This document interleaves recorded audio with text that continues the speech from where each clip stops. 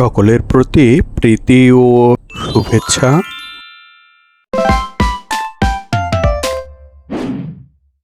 আজ পৌরনীতি ও সুশাসন প্রথম পত্রের ৮ম অধ্যায়ের একটি গুরুত্বপূর্ণ সৃজনশীল প্রশ্নের উত্তর উপস্থাপন করব। এই প্রশ্নটি নেওয়া হয়েছে ঢাকা, দিনাজপুর, সিলেট, যশোর বোর্ড ২০১৮-র প্রশ্ন নং ৭ থেকে। প্রথমেই আমরা উদ্দীপকটি পড়ে নিই। জনাব ফরহাদ চৌধুরী পৌরসভা নির্বাচনে একজন প্রার্থী। নির্বাচনের আচরণবিধি মেনে তিনি নির্বাচনী প্রচারণার কাজ শুরু করেন। তিনি ভোটারদের বাড়ি বাড়ি গিয়ে ভোট প্রার্থনা করছেন। বিভিন্ন জায়গায় পথসভা, মিটিং, মিছিলের আয়োজন, লিফলেট, ব্যানার, পোস্টার বিতরণ করছেন। তিনি জনগণকে তার প্রতি বিশ্বাস রাখারও আহ্বান জানান। এখন একে একে প্রশ্নগুলো দেখে নেওয়া যাক। ক নং প্রশ্নটি হচ্ছে জনমত কি? খ নং প্রশ্নটি হচ্ছে রাজনৈতিক সংস্কৃতি বলতে কি বোঝায়? গ নং প্রশ্নটি হচ্ছে উদ্দীপকে জনাব চৌধুরীর কাজে কোন বিষয়টির প্রকাশ পেয়েছে ব্যাখ্যা করো। ঘ নং প্রশ্নটি হচ্ছে উদ্দীপকের বিষয়টির সাথে গণতন্ত্রের সম্পর্ক বিশ্লেষণ করো। এখন একে একে এই প্রশ্নগুলোর উত্তর জেনে নেব। ক নং প্রশ্নটি ছিল জনমত কি? এর উত্তর সংখ্যাগরিষ্ঠের যুক্তিসিদ্ধ ও সুচিন্তিত মতামতই জনমত, যা সরকার ও জনগণকে প্রভাবিত করতে পারে। এরপর খ নং প্রশ্নটি ছিল রাজনৈতিক সংস্কৃতি বলতে কি বোঝায়? এর উত্তরটি এমন: রাজনৈতিক সংস্কৃতি বলতে কোনো দেশের বিদ্যমান রাজনৈতিক ব্যবস্থার প্রতি জনগণের মনোভাব, মূল্যবোধ, বিশ্বাস, অনুভূতি ও দৃষ্টিভঙ্গির সমষ্টিকে বোঝায়। আমেরিকান রাষ্ট্রবিজ্ঞানী গ্যাব্রিয়েল অ্যালমন্ড তার দ্য সিভিক কালচার গ্রন্থে রাজনৈতিক সংস্কৃতি শব্দটি প্রথম ব্যবহার করেন। তার মতে রাজনৈতিক সংস্কৃতি হল রাজনৈতিক ব্যবস্থার সদস্যদের রাজনীতি সম্পর্কে মনোভাব এবং দৃষ্টিভঙ্গির রূপ ও প্রতিকৃতি।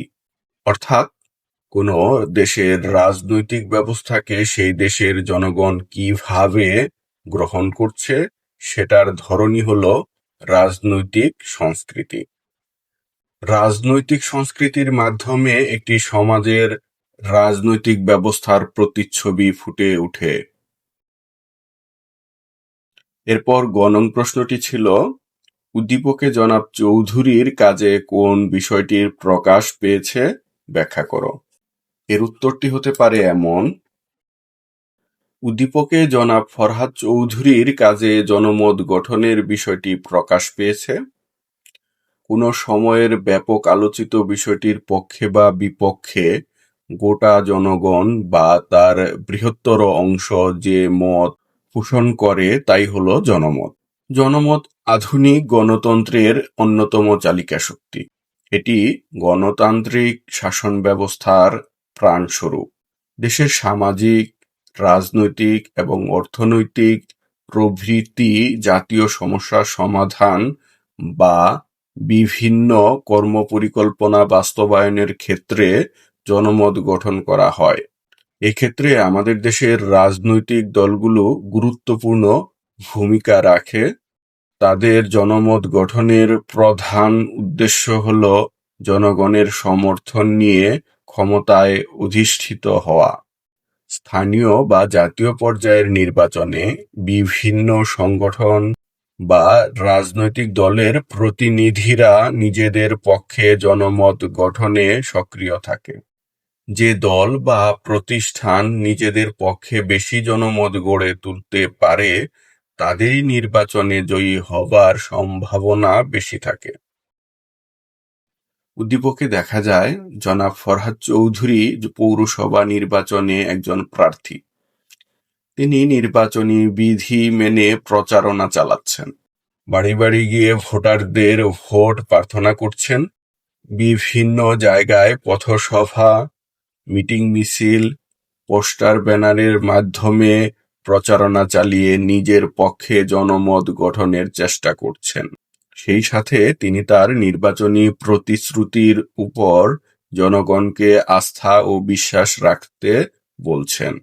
তার এ কাজের মূল উদ্দেশ্য হল নিজের প্রতি জনগণের আস্থা তৈরির মাধ্যমে পৌর নির্বাচনে জয়ী হওয়া। উদ্দীপকের পৌরসভা নির্বাচনের মতো আমাদের দেশেও নির্বাচন আসন্ন হলে বিভিন্ন রাজনৈতিক দল বা সংগঠনের নেতৃবৃন্দের মধ্যে এরকম কর্মকাণ্ড লক্ষ্য করা যায়। নির্বাচনে অংশগ্রহণকারী প্রতিনিধিরা সভা, সমাবেশ এবং মিছিল মিটিং করা সহ বিভিন্ন প্রচার মাধ্যম ব্যবহার করে নিজেদের পক্ষে জনমত গঠনের চেষ্টা করেন। আলোচনা শেষে বলা যায়, ফরহাদ চৌধুরীর কাজের মাধ্যমে জনমত গঠনের বিষয়টি প্রকাশ পেয়েছে। আমাদের শেষ প্রশ্নটি ছিল ঘ নং প্রশ্ন, উদ্দীপকের বিষয়টির সাথে গণতন্ত্রের সম্পর্ক বিশ্লেষণ করো। এর উত্তরটিও হতে পারে এমন: উদ্দীপকের বিষয়টির সাথে অর্থাৎ জনমতের সাথে গণতন্ত্রের নিবিড় সম্পর্ক রয়েছে। আধুনিক গণতান্ত্রিক রাষ্ট্রে জনমত নাগরিকের অধিকার সুরক্ষা এবং সুশাসন প্রতিষ্ঠার মূল মন্ত্র। গণতান্ত্রিক ব্যবস্থার সাফল্য জনমতের ওপর নির্ভরশীল। জনমতই গণতান্ত্রিক রাষ্ট্রের মূল চালিকা শক্তি। সরকার জনমতের চাপে জনস্বার্থ বিরোধী সিদ্ধান্ত গ্রহণ করা থেকে বিরত থাকে। আবার গণতান্ত্রিক শাসন ব্যবস্থায় সরকারের স্থায়িত্ব এবং গতিশীলতা নির্ভর করে জনমতের উপর।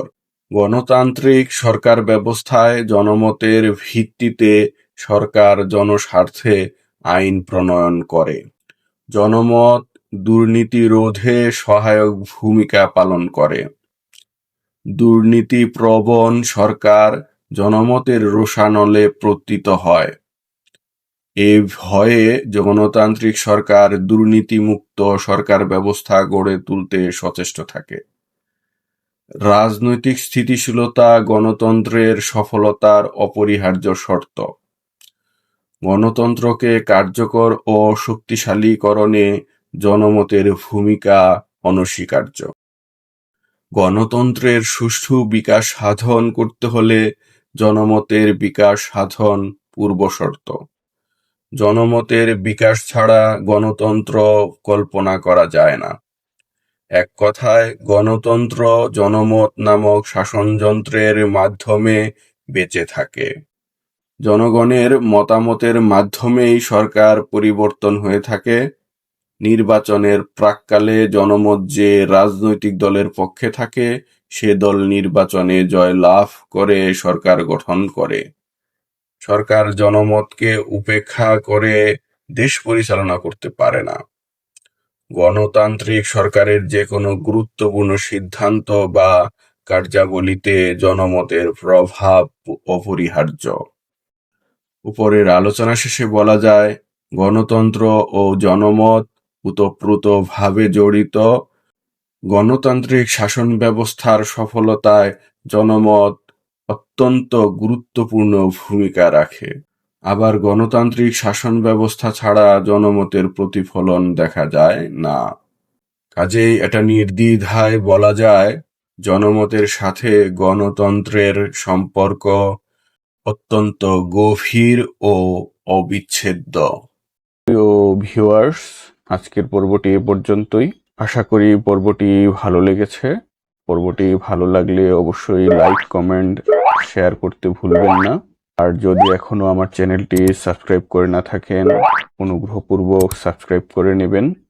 আর যারা আমার চ্যানেলটি সাবস্ক্রাইব করেছেন তাদের সকলের প্রতি আন্তরিক কৃতজ্ঞতা ও ভালোবাসা। সকলের সুস্বাস্থ্য ও নিরাপদ জীবন প্রত্যাশা রেখে আজকের মতো শেষ করছি। আল্লাহ হাফেজ।